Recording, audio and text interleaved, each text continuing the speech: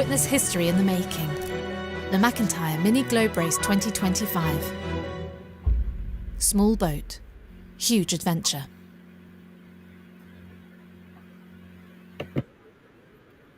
Good morning, everybody. So it's a grey, no hat day in Fiji today. Grey, overcast, raining, windy.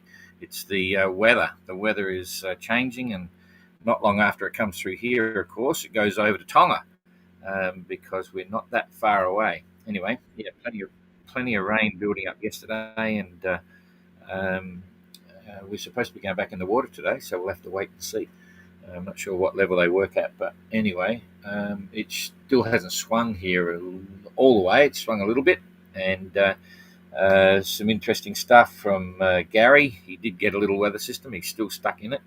I think he must have watched the tracker yesterday, so he sent me a message. And we've, the fleet's settling down. So the next two in will be Urchin and Jasmine, and they're going to arrive just at the transition of the wind. So I'll explain all that in a minute as well. And of course, Renard will be off on Monday, and then we'll be able to use the leaderboard. You'll finally be able to get some sense out of the leaderboard, because that's the last section going into the finish of leg 2. So where we the official definitions for the pit stops, we have leg 2. We've been watching leg 2, and there are various sections. The first section goes from Panama to Marquesas, and then from second section of leg 2 was Marquesas to Papeete, and then the third section was Papeete to Tonga, and then finally it's the last section of leg 2 to Fiji. And as they're leaving there, then the leaderboard will produce sort of the correct result for the leaders, but only after the others have actually set off does it get totally accurate, but we'll see. And then we'll compare that once they're all in. We'll compare that to the finish times of leg 1, and we'll actually be able to see who's leading. Obviously, Renard is leading, but we'll see the relative position of the others, because there's a bit of movement there, and that'll show us where they're sitting ready for the mass restart from Fiji.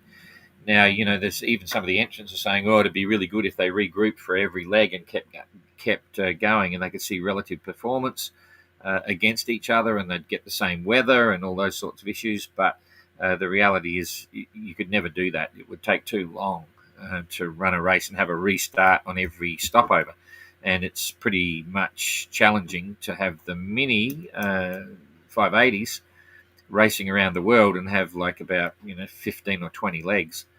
Just wouldn't work. It'd take too long. So the idea of pit stops actually works, and we first did that in 1988 in the Round Australia race. That was a pretty unique event, and it was a pit stop all the way, so everyone could actually see how people were going in their performance on the course from Sydney to Sydney. But the pit stops then were only a few days. They were only a couple of days in some spots, sometimes 4 days, things like that. So it was all kind of fun, and it's a unique way to do it, but it seems to be working.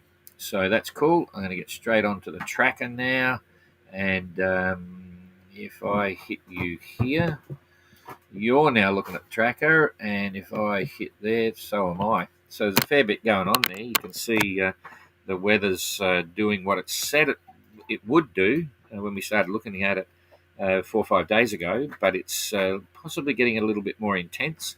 It's varied. The intensity of it all has varied, and also the movement. But generally, it's obviously, as you remember, it's all being driven by this high pressure system here. Quite a powerful one, quite big, covers thousands of miles across the Pacific there, and they're on the top end. So let's just boost this up and do it the way we always do. We'll come back to Popeye and John. Still a bit quiet on the home front there. Not getting a lot of news from them, but they're plugging along. John is doing 4.8, 118 mile day. Plenty of breeze there. They've probably got 3 metre seas. Popeye 4.2, 107. So they're a little bit further apart. Maybe they're sick of looking at each other. I'm not sure. Let's have a look just to see the fun sector. As it blows harder, it's harder for them together to stay really close. But we will just pop that there, pop that on the bow. 13 miles apart. Then they probably won't be looking at each other. There'd be a little speck on the horizon, but certainly within VHF range. So, and I think that's the right timeline. They're both on the same tracker, 2000 and 2000. Yep. So John is a little bit further ahead than Popeye, and we know that the weather there will quickly push it through.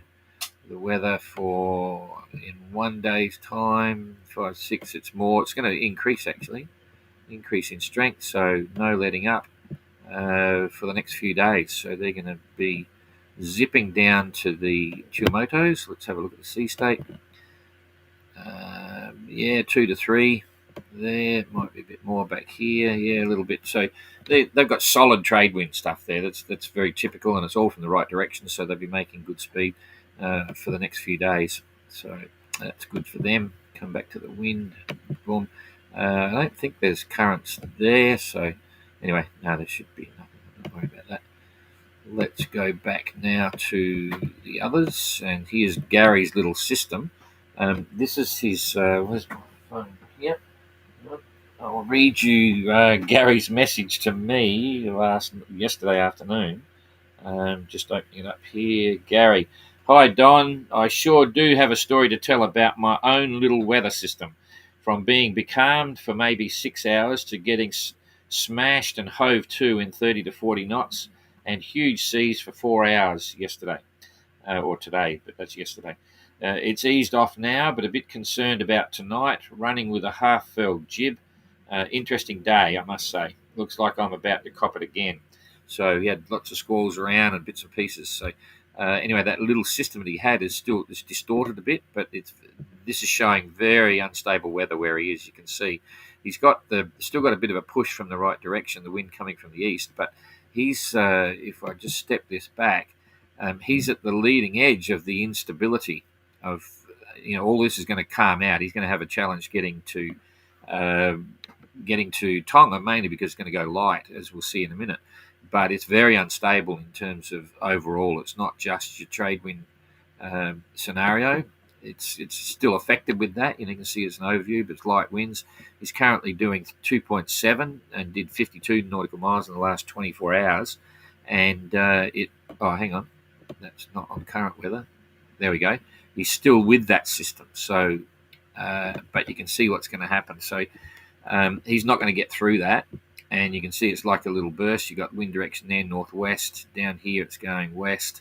It's more of a hole now, but massive instability. And that'll probably show up with the clouds and rain and so on. Here's the clouds, right on top of him, or just in front of him. He's on the edge of it. And quite intense. There's probably rain there. So this is where the computer model, plenty of rain there. The computer model is actually saying that there's something happening there. They can't be too specific on the total shape and bits and pieces because there's no land out here. But maybe a floating buoy, probably not. It's just based on assumptions. So it can be, considerably different in 100 miles away or, 150 miles away. It could be doing all sorts, but it's just simply saying, watch out, the weather can be anything. You could get quite benign situations, no wind, low seas, pouring with rain, just dumping huge levels of rain, or he could get 30-knot squalls that could last for an hour or could last for 4 hours. So he's on his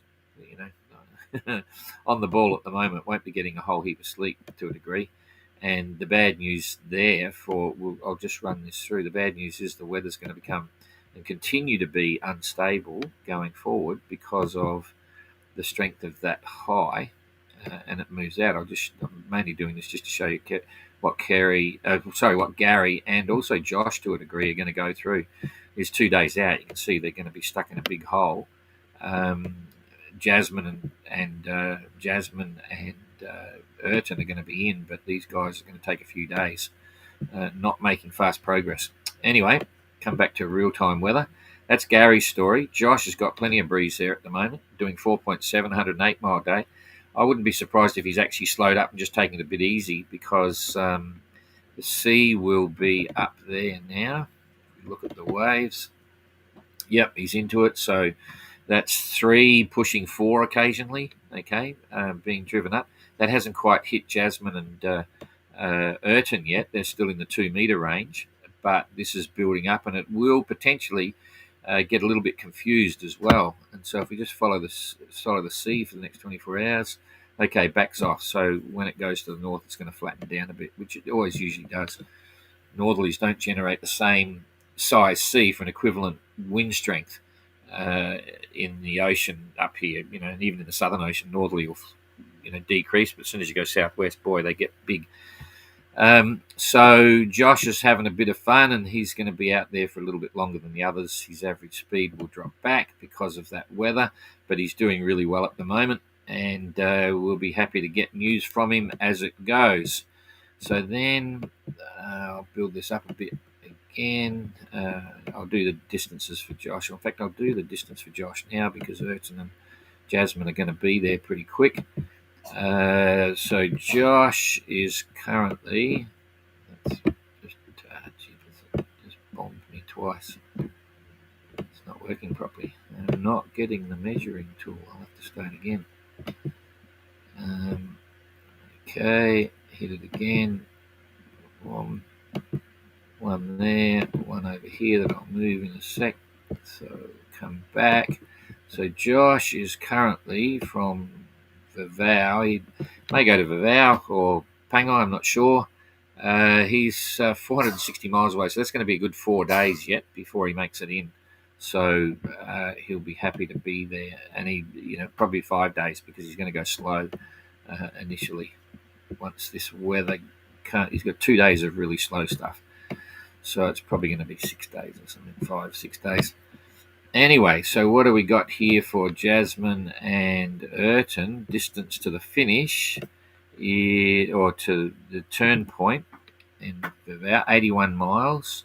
It's daylight now. They've done 100 and they're going to be coming in early hours of the morning towards dark. I think it'll still be dark when they arrive. That's another whole story, which we'll discuss when I get off the tracker. Jasmine's got about 70 miles. This is the turn point only. And I'll blow that up and show you the weather transition. 4.1 knots for Jasmine, 111 mile day, and Urton, 109 mile day, 4.5. And they've got, good 2 meter seas, occasionally bigger than that. But it's all from the right direction, and it's now starting to swing. So here they are here. I'm going to do local weather moving forward for these guys, and you'll see what's happening. So they're going to be here in about 18 hours, right? So if we go through here, this is on 17, so 20, 18, so we want to be in the afternoon somewhere here. That's where they're going to be. Oop, they're going to slow down. All right, so that's going to make it fun. They're going to be challenged, that's for sure. So they're going to ride that northerly breeze on starboard tack. So they'll be in this area here. If I put the snail trails on, they're going to be sailing through this area here when, as they approach, they've had the northerly. It's going to go slightly to the northwest, but lighten off. So they won't have made the wind shift, probably. It'll be shifting before they actually get there. And once again, just to give us a distance perspective, 17 miles, they're going to be, and then they're going to slow down and stop. So it's going to be touch and go whether they can actually get around the corner before it swings completely, because it's going to go very light, sea will die off, then they've got to come around the corner here, but you can see what happens then, it comes on the nose. Now, if they were a few hours, if they can get in early enough, they would have come in on this northerly here, down the face, still on the beam, but they might have light headwinds, which means they'd be tacking, which will slow them down a bit. But certainly once they get once they get down past this bit of the coast, and that weather's going to come in pretty quickly. Hang on, I'm just going to go back here. 17:30. Okay, 17:30. Hang on, I've gone through. So it's the 5th. So the 6th, 17:30. A little bit later. Oh, they might just get it. Yep, okay. They may just ride this down. Okay, it's going to be really touch and go. So if you're watching Urchin, get that sail area up, hand steer, and go for it, and you might make it in a little bit earlier. Because if they get this, it's pretty good. They've got it just forward of the beam. Sea's dying off. They'll come down the coast here. And by the time they get there, it might be starting to swing, but it's all happening just as they're about to arrive. And then when they get there, of course, they can ride up any of this because it's all swinging around to the southwest and then the south. So it's just pushing them in, basically. I can show you here if I push that along. You see it's lightening off, but it's pushing them into there, and then it's oh boy. So no, that's 10:30 on the 7th, so they should have enough to get around there. So it's going to be touch and go, a bit hard to call. Okay, so what happened? You probably saw, if we go back here and build it up, you've probably seen that Adam and Jacob got in. We're still waiting for Jacob's pictures. He sent us a. If I build this up here, hang on. Okay, Jacob came in, and actually he looked like he stopped here, looked like he'd anchored and sent us the picture from there, but then very quickly, shortly thereafter, in the next 4 hours, he was over here in the harbour, but we're still waiting for his picture to give us actual confirmation of his finish time. It looked as if, and then so he came up in the dark as well, and then Adam sailed through in the dark. He did pretty well. He made the entire entrance in the dark, I think. And he sent a message from the manager saying that it's been a real highlight sailing up here in the dark for the whole thing. It was a highlight of his whole experience so far. He really enjoyed the challenge of coming through. It is lit as a shipping channel all the way up through the gap and into the harbour. So both Jacob and Adam are there, which is kind of cool. And then if we come back here and come down to Pangai, go to Pangai. Any dramas? The internet's slow. I hope you guys are still listening to me and see. Here we go. So Eric is happily in. He moved through the north there, came in, dropped the pick, so he's in as well. Now Renard is having a bit of a cruise. Some really seriously bankers down here. But anyway, they're fighting for this orderly, and it's going to be interesting. I'll just show you. So, yeah, he's tucked in here behind this reef, which is not a bad spot because if it's north, it's okay, and if it's northwest, it's okay. By the time it swings around to the southwest, it transitions very quickly, and the seas don't get up a lot here anyway because there's lots of other reefs across the side here as well. So it's not a bad spot to be. This is a beautiful beach. It's stunning. We've anchored in here quite a lot. And same over here as well. There's a kite surfing resort there, and there's another resort here, and this is nice snorkeling on the reef and beautiful sandy beaches. So anyway, I hope Eric comes down and gets a chance to enjoy some of the other anchorages there. There's some dandies up here, another really good resort. There's the airport. Anyway, Eric is in and been ashore, I think, trying to get the drugs, and we'll have to wait and see. But they're both in the harbour now, I would say. In fact, I'll just pick up and just see where they are, because in the harbour is the other place to be. But you don't want to go too far in the harbour, otherwise you lose the breakwater wall. I'll just show you this. Hope I'm not waffling on too much. Come on. Hey, come on. It's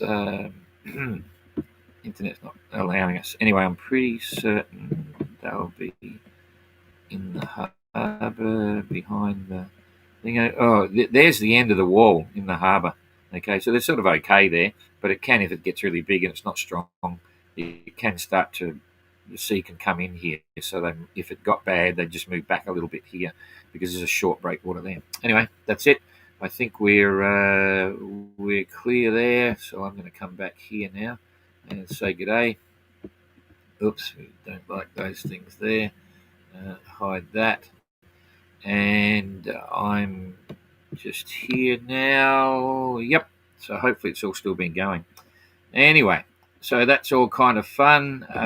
What else have I got to tell you about messages? No, that's all I've got on my thing. We've confirmed the time. Renard will take off on Monday local time for Tonga about I think it's 11 o'clock in the morning. About 11 o'clock in the morning. So that's on the 9th, 10th, 11th, 12th, 13th. So you could get here by the 13th. Let's wait and see. And then shortly after that, Dan will leave, and so it goes. Um, okay. Uh, yeah, Eric across the finish line. His phone's not working yet, but that's cool. Okay, um, get rid of that and say g'day. Dark Hands are one. Bless Gary and his enthusiasm. He got the wrong end of the stick, mate. He did. There's an interesting point there. I think Gary, when he was in Papeete, he's keen to get to Fiji, and then he's going to fly home for a bit. He's got some things to do, and then he'll come back, and there'll be a big decision for Gary whether he keeps going. He's sort of thinking, oh, he might just go back to Sydney and twiddle the boat and stuff, because he's really missed out. He hasn't been sailing with the fleet. He's missing out on all the parties and all the bits and pieces. And I really hope somehow he finds the money to organise the trip home from Antigua, and he keeps going, because fair enough, he's done an amazing job, like everyone has. I mean, to get their boats over to the start and all that sort of thing from Australia is epic. It's really hard, and I was always, and still are, blown away that there's 5 Aussies in the MGR. I mean, it's a huge effort, but it is for everyone. I know that, and everyone's got different levels of funding. Some people have sold houses, all those sorts of things, but money is an issue, and it costs a bit. And getting home is expensive, and he never wants to just sell the boat in Europe. He loves his boat, Gary does. So big decisions for Gary, and I really hope he carries on. He's a great sailor, and he's just been lucking out, Anyway, fingers crossed. Renard, from the lighthouse to the anchorage in Vow, approximately 3 hours if wind greatly. From the lighthouse at the anchorage in Vow, approximately 3 hours if windy. Yeah, if wind gently. Yeah, that's cool. So lighthouse is not working. Yeah, it's. I think everyone sort of figured that happens in Tonga actually sometimes, but anyway, they get there. Hopefully I'm assuming the navigation markers coming up the channel are working.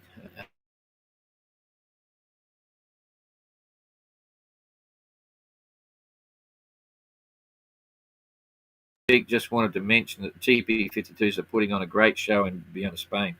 A slightly different kind of racing, not better. I know the TPs pretty well. A good mate of mine, Marcus Blackmore's got a hot boat. I'm assuming he might be there. I'm not sure. He's very big. I haven't been following the 52s, but they certainly are. If you want to know, balls to the walls, go for it. Speed, money, fun, incredibly close racing. Incredibly, I look at the 52s, especially some of their short course stuff. To me, it's more exciting than America's Cup, because you've got all these people who are out doing everything and blah, blah, blah, and flying and all that sort of stuff. So, I mean, I like all sailing, but, the difference between the speed, even the Sail GP, I mean, it's bloody amazing the way they do that. And it's a real credit to Larry Ellison, the way he's at least made it work now. He's put in squillions of dollars, but it's pretty cool. It's another form of sailing. I look at that and I'm frozen on the screen. That means you might be losing me. What's going on there? It's still showing internet. Are you watching that, Jane? Oh, no, I'm back again. Okay, anyway, yeah, but the TPs are pretty cool. Just like the 580s, One Design Racing, it's really close. Anyway, hang on, I'm jumping things here. Renard, when Southwest will happen, I will anchor somewhere else. Yeah, I figure that. It's nice anchorage there, as you can see, but hopefully the sun comes out. I think it might be... the sun should return once it goes southwest. Fingers crossed for you, Renard. TP52 great, better than this waffle from Don. Yeah, absolutely, I agree. So go watch it. G'day, John. Sid, comment from Don. Balls to the wall for my favourite format. It's a great spectacle. It is. It's unbelievable. Never been there, never done it, all that sort of stuff. But she's watching it. They're peak athletes, and there's a lot at stake, and they, so close. So it's an amazing class. Okay, that's it. So I've got to get off. I'm going to go watch TP52s. It sounds like a lot more fun. Okay, we'll see you later. Thanks, everybody. Good luck, Renard. But we'll obviously everyone's following, and we'll go for there. My biggest debate now is whether we do a press release now. We should, because we need to do something when Renard, touch wood, gets into Fiji and stuff, and we might delay it. I don't know. I was supposed to do it last night, but we'll see. We've got to start putting signs and banners up here in Fiji, and flames and all that sort of stuff, as well as all the other things. Okay, it's fun. See you later. Oh, I've frozen again now. Bloody hell. Oh, wrong buttons. Crikeys. How did that happen? I'll press that, and then I'm going to press out of here.